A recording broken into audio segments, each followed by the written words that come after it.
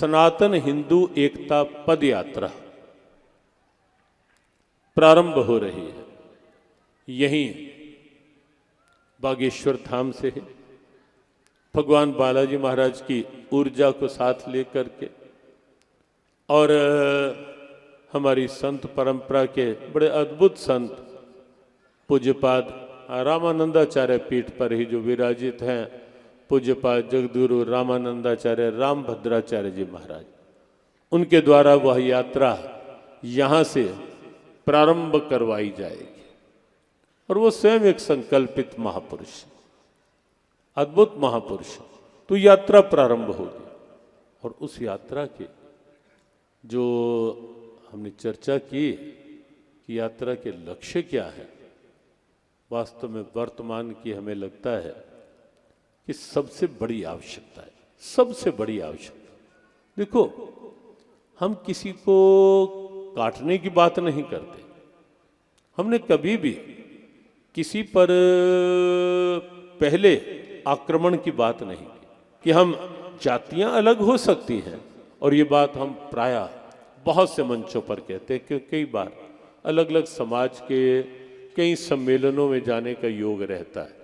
कहीं कोई ब्राह्मण सम्मेलन है, कहीं अग्रवाल, कहीं राजपूत बुलाते हैं, कहीं गीता जी के बारे में अलग अलग सम्मेलन जब होते हैं तो कहीं जाते हैं।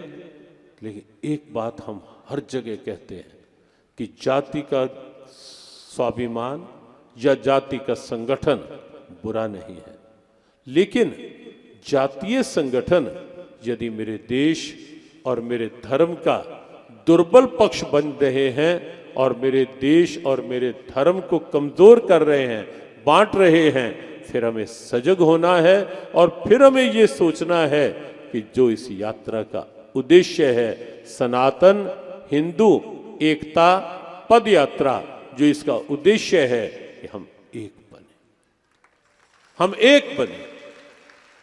और लगभग 8 दिन की यात्रा, गांव गांव से निकलते हुए